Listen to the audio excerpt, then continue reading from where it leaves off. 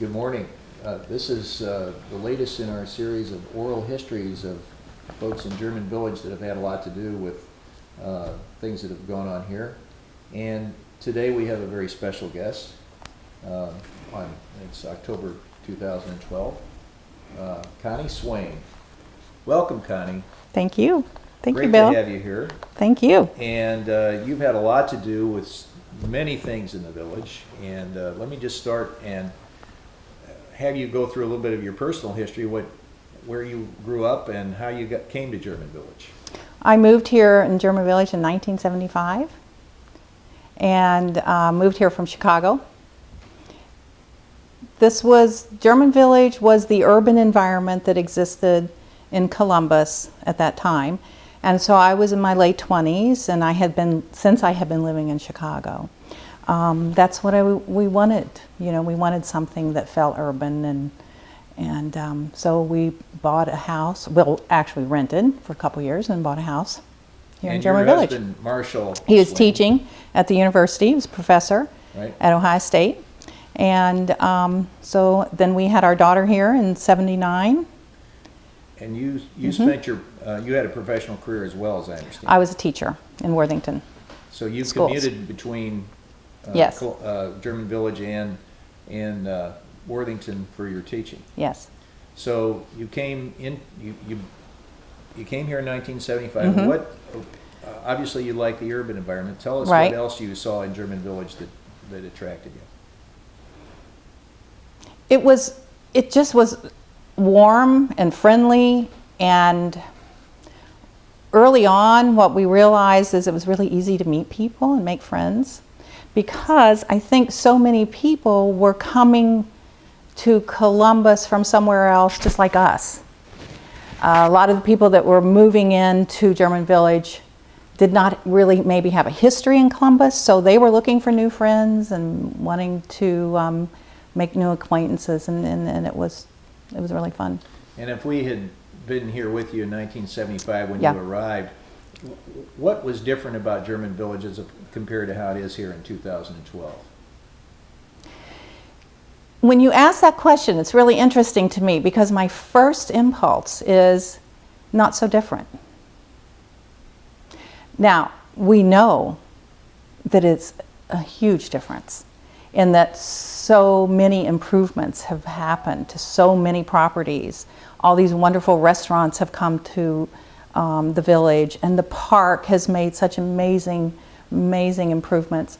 But somehow, when you ask that question, I feel that the place still feels like the same. The core of the village was here. It just had to be improved. Yeah. I think one thing you mentioned when we were off camera was 3rd Street looked a little bit different in terms of the businesses that were in operation there. Well, 3rd Street, I think that it didn't look that, no, it did not look that different. It does not look that different. Well, you said there were more attorneys' offices in that. Well, at the time, there were things that were happening somewhere in the 80s where a lot of people were becoming interested in German Village, people from all over Columbus. And one of the things that was an interest was people that were working downtown, particularly lawyers, loved these houses and the size of them, I guess, because they really liked making a house into a law office. That would be one thing. So that was happening quite a bit, and that was one of our issues that we grappled with as an early historic district. The question that people would have is, well, is that a good thing? You know, we want people to come and be in the village and love it as much as we all do, but how should these buildings be used? This is a residential home right now. Should we make it into a commercial? And if it is made into a commercial, what's the best type of commercial property? Would a law office be a good use of that property? So there were a lot of zoning questions that started coming up that some really smart people down here in German Village were asking extremely good questions about the future. And we're going to get into some of that later in terms of your involvement with the guidelines, but before we do that, I want to take you back to your original involvement in village affairs, which, as I understand it, came about because you were a mother. Right, right. Tell us about that. There were a group of us that had small children here in the village, and we got together because of the kids. And I mean, the kids were really little. We're talking, mine at the time was, 2 or 3 years old when all of us started getting together and trying to figure out how to help each other with our children. Because as I mentioned before, we weren't people that had families in Columbus to help us, So what we did was we would get together and talk about things and things that we would need for our families and the kids. And the playground in Schiller Park was really in poor shape. So we would go out there to the park. Let me just Yeah. interject. Who were some of these fellow mothers that you were commiserating Well, with? many of them are fellow mothers that are still around that you know and That's love. what I want you to talk about. Elizabeth Willoughby, Janet Druin, a friend of ours that has now moved away a long time ago, Wendy Parker. She was tremendous. But Janet was so involved with Friends of Schiller and Elspeth all along. Yeah. All right, well, keep going. So You're now okay, so talking now about we're at the Friends of Schiller. playground. The playground was just total mess, and so we're trying to figure out, what could we do? I mean, we even talked about, because we ended up doing this, but we said, well, we can paint this stuff. I mean, it was chipping away, and the swings weren't working, and I mean, you name it, it was a problem. And so we thought, well, we can, do some of this, and so we made an appointment with the director of Columbus Recreation and Parks, Mel Dodge, and there were a group of 4 or 5 of us mothers, and of course none of us had ever done anything like this in terms of working on a park or a playground, and he was very encouraging that we work on the park, and we had come up with a name. We'd called ourselves the Friends of Schiller Park. But this was no incorporated entity or anything. It was just a group of No, ladies. no. This is we just made ourselves the Friends of Schiller Park because that's in fact what we decided to be. And the reason is when we first started talking about doing the playground, we called a meeting. We put an ad in the newspaper and said, anyone come join us that would like to talk about the park. And so at that meeting, there was this woman that walked in. Her name was Helen Wagner. I think, is it Wagner? Was the Wagner Brewery I believe so. company?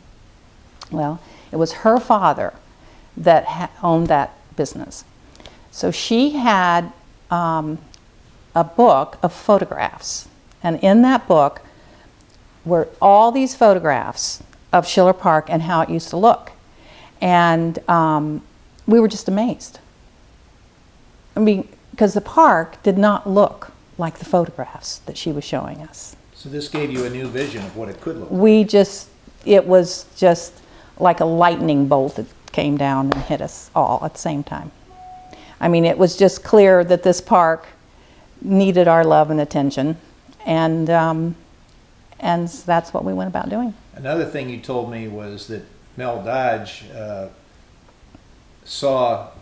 seemed to see your group immediately as somebody that, to put it bluntly, he could use too to help further the Columbus Parks. I think so. I mean, I think that he was encouraged that a group of citizens would come and just say, what can we do? How can we help make this park better and improve upon it? Because that hadn't And happened. it had not happened. In Columbus, we now proudly have many wonderful friends of parks. But at the time, there had not been.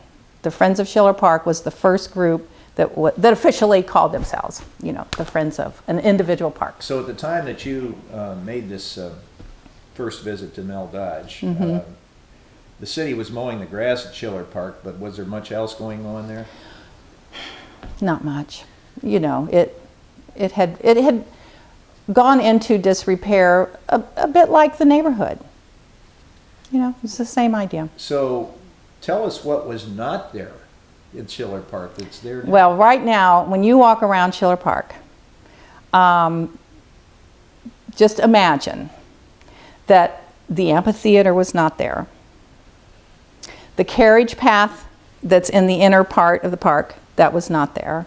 It was originally there. I mean, that's what we found it because of Helen's photographs. The lights were not in the park. No lights. The promenade up to Schiller statue and the Huntington Gardens, none of that was there. The Schiller statue himself was as green as he could be, because he's a great old magnificent bronze statue that had never been cleaned. So one of the first things the Friends of Schiller did was we, along with some other groups like the Manicore, we paid to have him taken down and cleaned and put back up. So the Friends of Schiller really, along with the Columbus Recreation Parks, it's been a wonderful partnership for a long time, for over 30 years now. It has been this private-public partnership that people always strive for. That's what this has been.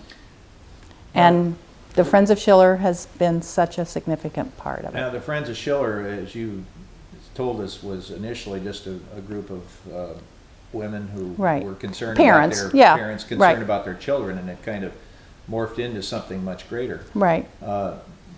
At some point, how did it get connected to, as an institution, into the fabric of German Village? Well, when we began to do fundraising, and then we did some serious fundraising for the park. And there was a master plan developed, lots of those sorts of things. We were connected to the German Village Foundation, which at the time was the 501c3.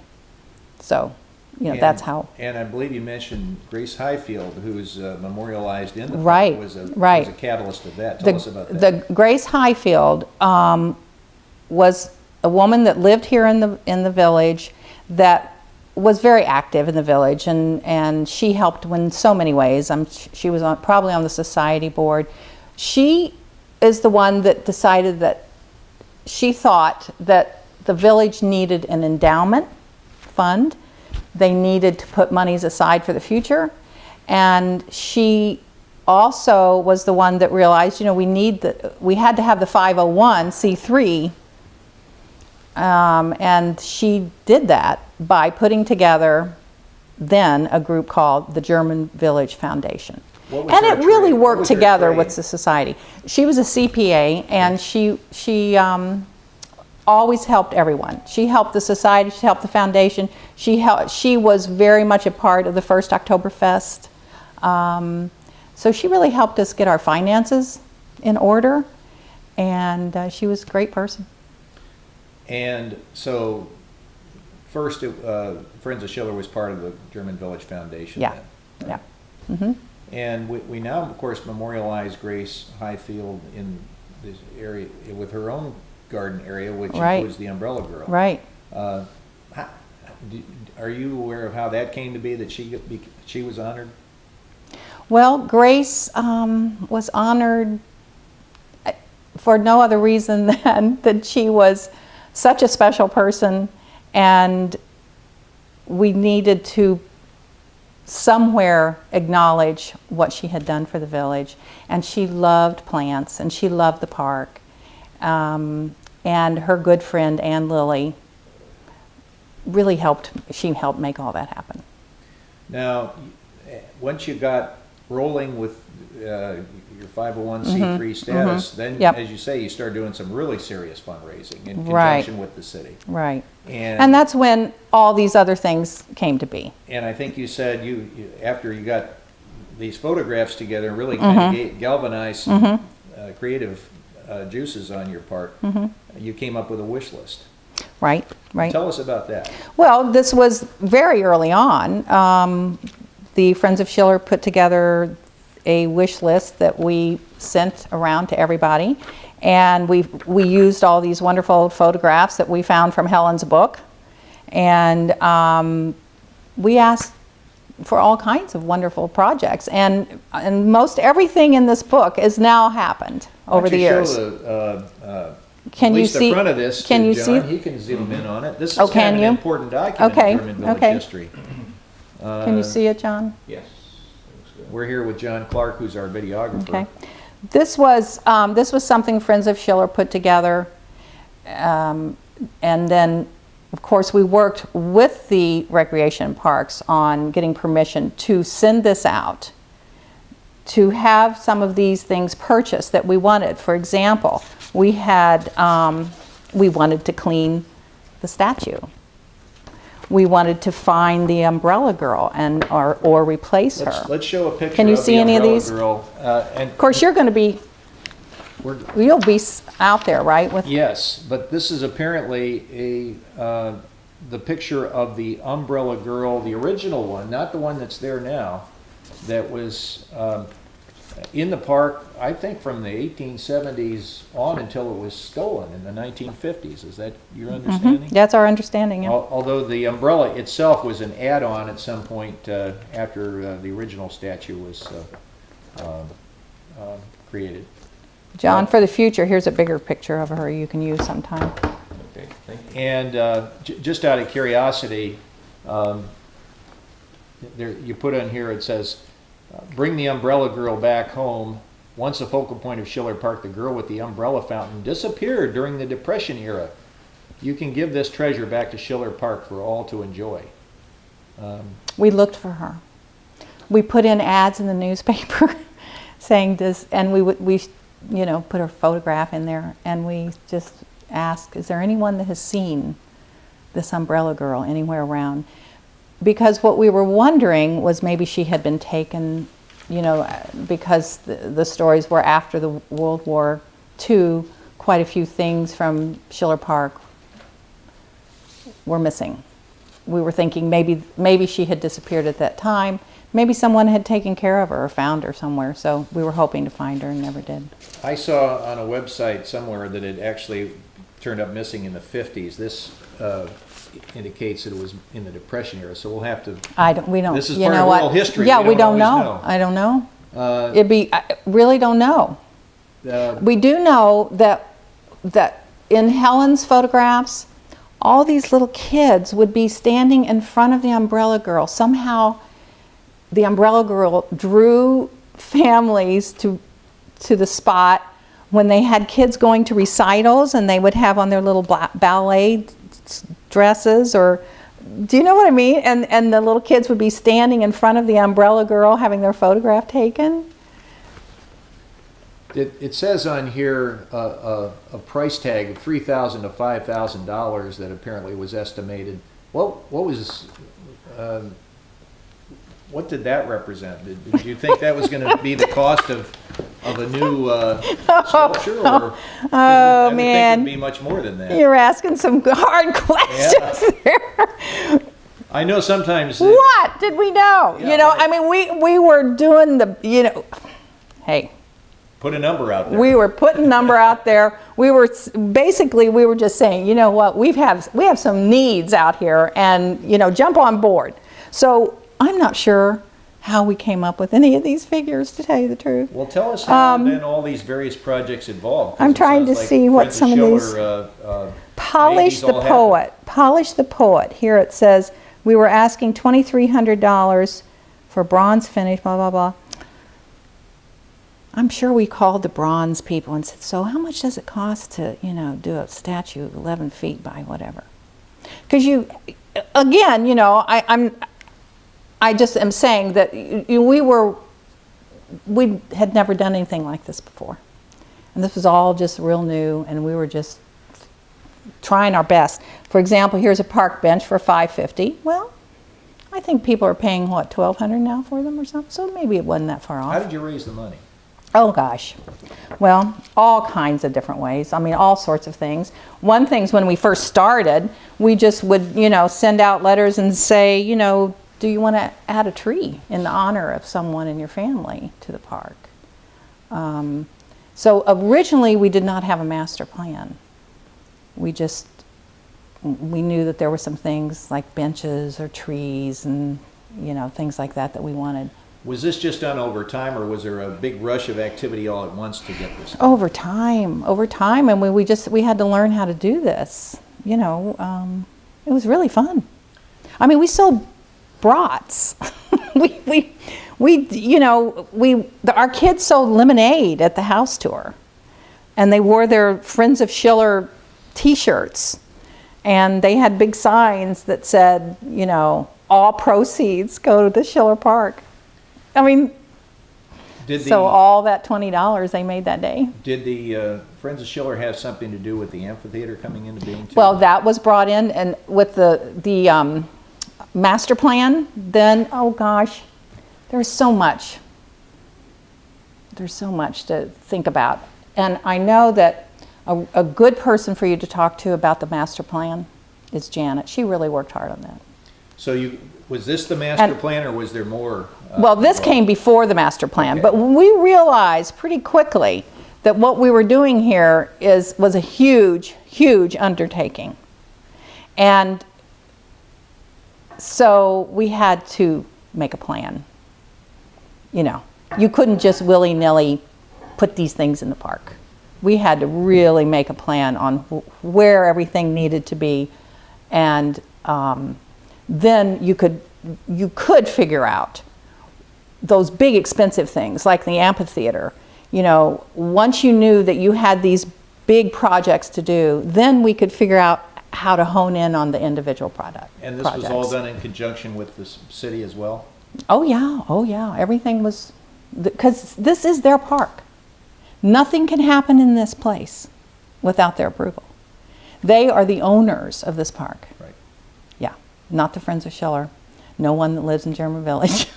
This is the Columbus Park.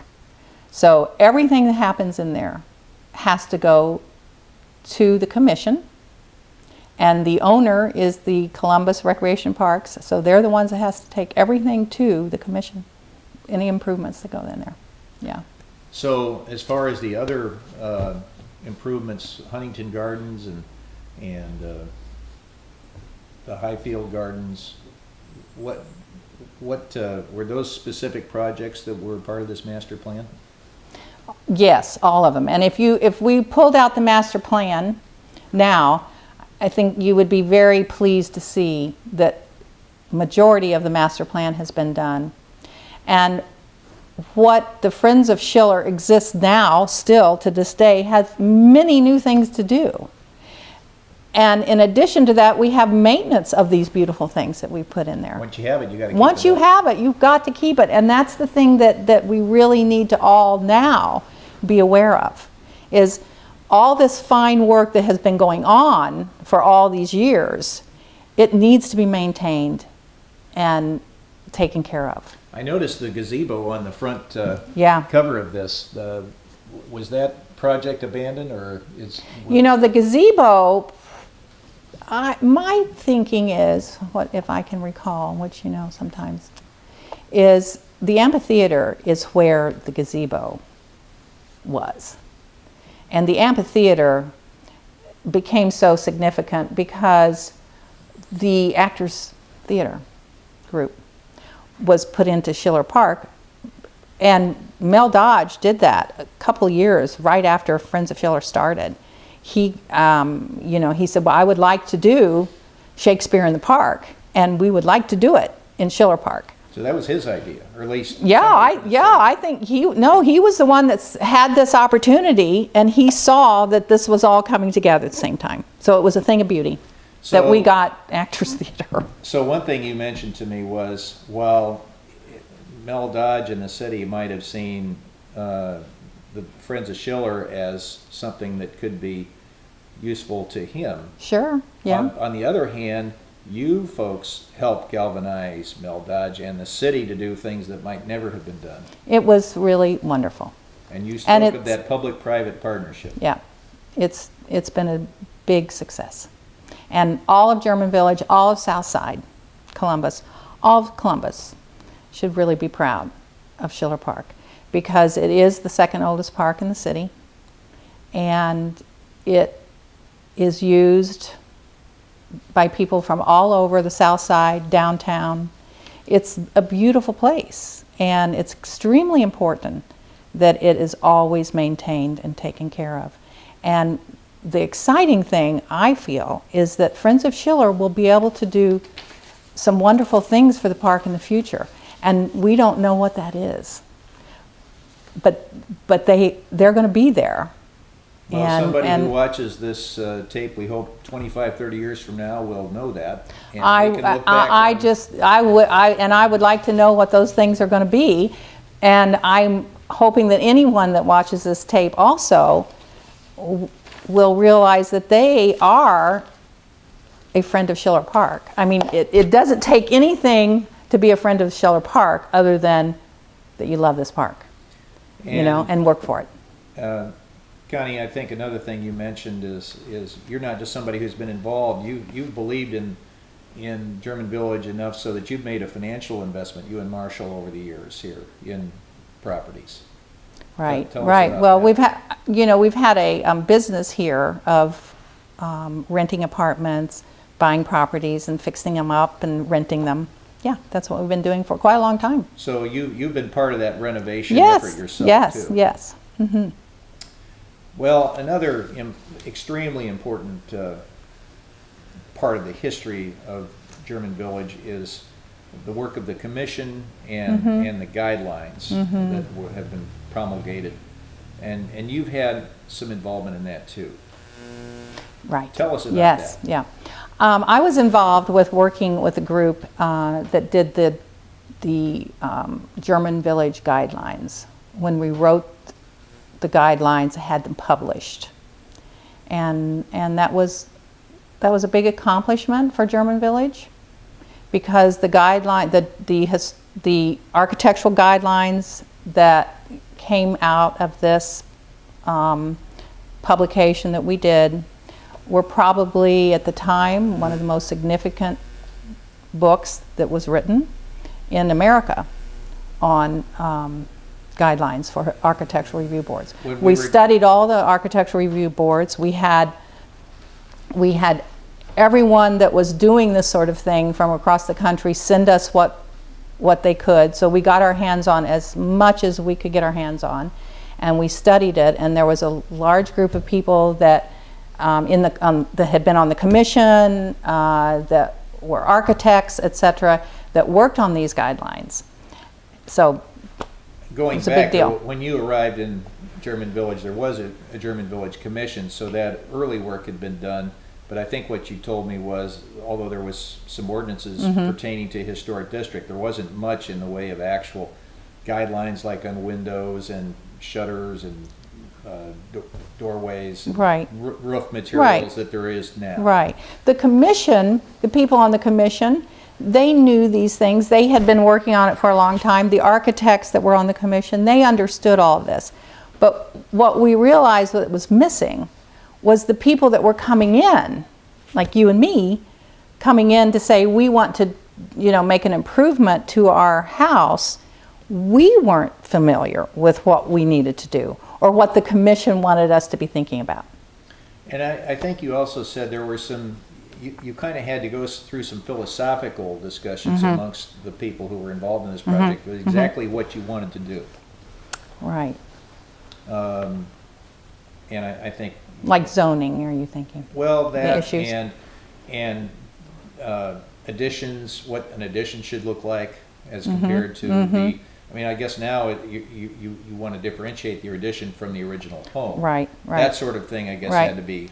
Well, there was so much that the commission was grappling with those early years, and what we did with this book, the commission had been around for about 25 years. So basically what we were doing is we thought, okay, now we've been here for 25 years. Where have we come to, and where do we need to go to? And those were really difficult things to know, because there weren't other historic districts in Columbus then. Probably Victorian Village. I'm sure Victorian Village was there then. But but there were so many things that we just didn't know. You know, what's our next step? What should we do? And circling back, early in this interview, you talked about 3rd Street had changed a little bit. You had more offices coming in, and should there be a commercial area as opposed to interspersing the businesses, and some of that philosophy had to be There was dealt just with so too. much to that, Bill, because our zoning, we do not have commercial. Our only commercial street in German Village to this day is Livingston. We do not have a commercial street. But what we do have is we have commercial properties throughout the village. That has been the essence of the village forever, was that you could go down to the corner and get some groceries or, whatever was there. I live next to a Yeah, bar. yeah. So you know exactly what I mean. So it's always been interspersed throughout the village. But then you have a street like 3rd Street that seems to be the commercial, because it is the main street. It's going straight down the dead middle. It ends up at Schiller Park. It's an important street to us. So one of our questions was, well, how do you take care of a street like that? What do you do with a street like that? You're talking about whole zoning issues. The whole thing about, think back to what the commission had to deal with when they first started. There weren't any garages around here. You can probably count on one hand those little ones that you've seen that are the little 1-car garage for a little tiny, whatever they used to look like. So they had to figure out, where do the garages go? What should they be looking like on the lot? The lots are small. There are no curb cuts for the garage. So many things that this commission had to deal with on how to help keep this place looking historic, but yet have people live here and enjoy it and have enough room and have room for their car and have room for, friends to come visit. The issues that the commission have grappled with through the years is just incredible. You said there was a specific event that helped direct your thinking about what the guidelines should look like when you got this project started, right? Now, what do you mean? Talk about this symposium. Oh, you mean why we... That helped, I think you said that was important in the development of the guidelines. Oh, okay. Well, what happened was we had a group of people, because what we're talking about, we wanted to know what, excuse me here. We wanted to know, what do we do about all these questions that we have? And I think I had already mentioned somewhere around here that we went out and reached out to other communities, other historic communities from all over the country. Right. And we invited them to come here and have a conference to talk about, what are you doing about these issues? What are these kinds of issues that are coming up for you? And the similarities were huge, and we learned so much from each other, and we had consultants come in and work with all of us.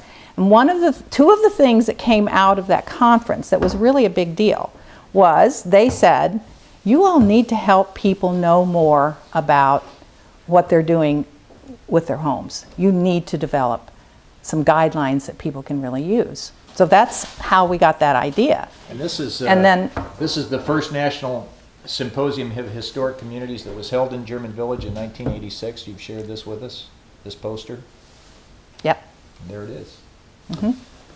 So that helped you get started on focusing on guidelines. Yes, and then the other thing they told us to do, besides the guidelines book, they said you all really could use historic preservation officer, because we had so many projects going on and so much happening in this village that we could use someone here that could help us.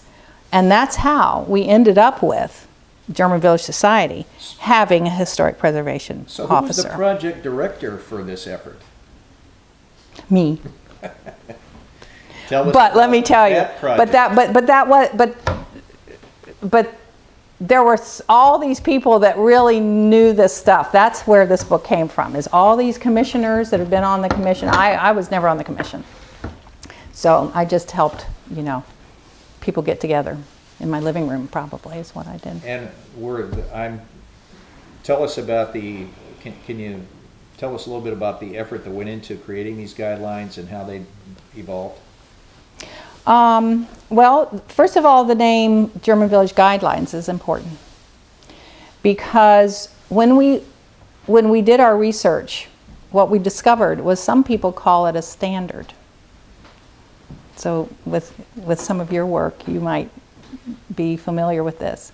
And what we realized early on is we weren't trying to develop a standard. We were trying to just do a guideline. We were just trying to give you as much assistance and help as we could, because we knew, or we think we knew, that materials are going to change every year. New ways of doing things are going to happen. New attitudes are going to happen. And so this is just to help guide you along. And the commission, too. And the commission. It helps guide the commission, right. So there was flexibility built in. Flexibility was built in. The first page of this book says that very thing. It says, this is a guideline. These are just ideas that are working now, but the commission has to keep rethinking and redoing. And I know that they've redone these guidelines. Oh heavens, there's a whole, they're all different. Well, not all different maybe, but you know what I mean. They have improved on this so much. Who were some of the folks that were instrumental in the development of the guidelines? Well, Ann Lilly is someone that sticks in my mind. Mike Rosen, who was on the commission forever, he did so much work to it. There were just tons of people. Architects that were doing work down here. I think of Damon Baker, for example. That had all kinds of input. Nancy Ritchie and Jeff Darby wrote the book. So they did all of the collecting of the information and all the photographs. Jeff took all the photographs. And, so it was a big group of people. Then they had to be submitted to the city for approval. Yes, the city had to approve it. Was that a complicated process? Well, I think that, I'm not really sure what the city's attitude, because we put things down here in black and white. And, sometimes maybe people aren't happy with that. And just in that we did this tremendous document, and now it was something that our architectural review was using this. And my guess is that over time the city became very grateful that this was here, because I am sure that over time they started incorporating what came out of here into their guidelines. Aside from just the people that were working on the project, did you have to go through a public hearing type, getting input from people in the village as you did this? All along, yeah. All along there was input. Yeah. I want to ask you about one improvement to the park in particular, because we're going to do a later interview of the sculptor of the Umbrella Girl. Mm-hmm. Tell us about how you chose the sculptor, Joan Wobes. Yes. And how she got involved, which I guess was a donated time on her part. Tell us how that happened. Well, you know what? Talk to Janet about that in this way, because I believe, as I recall, which some things get a little fuzzy. Sure.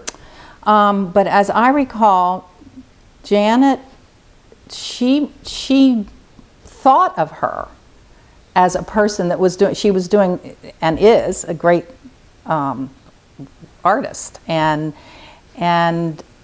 after we realized that we could not find the Umbrella Girl and we weren't going to find her, in fact, what Joan has done is just more magnificent than anything. I love the Umbrella Girl. She's just beautiful.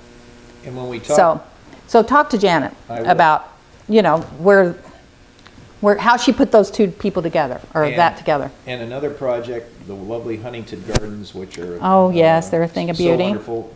Right. Somebody had to get the Huntington involved, I guess, to sponsor that. Tell us about that, what you know. Well, I think that on the master plan, we had the concept of the promenade, all the bricks and so forth, reaching up to the Schiller statue.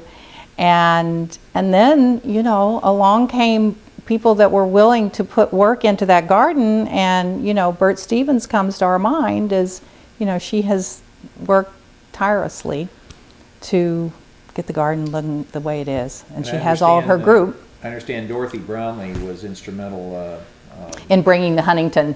Helping right.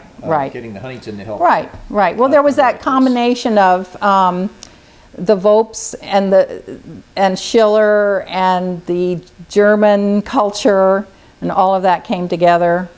Yes, and Dorothy really helped with all of that. Yes.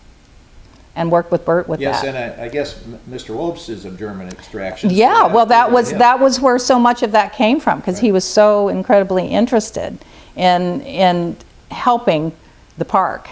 Yeah, because of that. I try to ask everybody who's been around the village a while. Yeah. Tell us about Fred and Howard. Oh my goodness, where do you begin? Well, Your impression. The energy was just tremendous. And fun. I mean, they just would think of fun things to do. I mean, nothing was just ordinary. Ordinary. Can you remember an example? I can't, I'll think of it as we talk. But I wanted to mention the Hausfrau Haven. That is where their business was. Yes. And Howard was always behind the cash register. Fred was running around. And if you wanted to know anything about what was happening in the village, you go to Hausfrau Haven, because they knew everything that was going on. And so that was pretty much where that was the center where everybody used to go. We didn't have meeting house and stuff like that. So the Hausfrau Haven was a wonderful place to go and find out what was happening in the neighborhood, because Howard and Fred knew something about everything. And let me think, what are some of the, Fred was willing to just take a chance and do something. Let's just do it. And so Fred didn't sit around and think about doing something forever and, putting it off. We just would do it. So I'll never forget, we used to talk about the brick streets and the horrible shape they were in all the time. That was just something, it was just a discussion, seemed like a nightly discussion. And so one time Fred and Pat Grossig, oh my God, she had this great idea of, didn't we plant a tree in a pothole? Isn't that how that went? I've heard that story. Yeah. And they threw a party around it or something. Well, yeah. And so, we were all out there planting this tree. And of course, Fred had called the newspapers and saying, well, okay, fine. If you're not going to do something about the, what streets, then I guess we'll just start landscaping them or something. So they planted the tree in the pothole, and it was hysterical. Making fun of hey, what are we going to do with this hole? Let's just, we can make this hole look a lot prettier if we put a tree in it.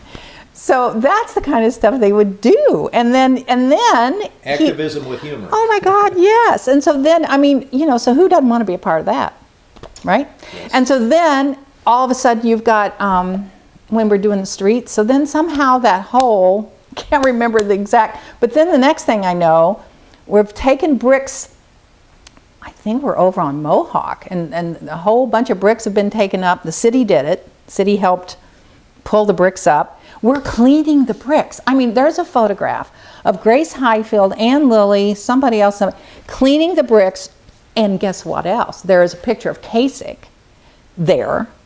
The mayor at the time was Buck Reinhardt, and I think he was like ROTC or something, and he had on his uniform. He's there in his white uniform. Everybody else has got the big, working on the bricks. This is what Fred used to do. Fantastic. And it was wonderful. So, You mentioned the meeting house. Were you involved in any way in the building of it or acquisition getting, that? no, I was not. I But- was not. Tell us, at some point after Friends of Schiller, which you've been so much involved with, it was in the foundation and then it folded into the society when that merger occurred? Is that how that Right, happened? yeah, Okay. right. That's how that happened.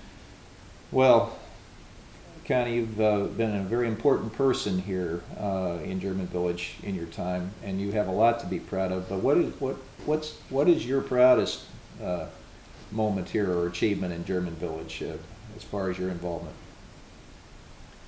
Boy, I don't know. I can't really say. It's just, German Village just is, I feel like it's a part of me and I'm a part of it. Do you know? Yeah, that I mean, says a lot. it means so much to me, and all the people here mean so much to me.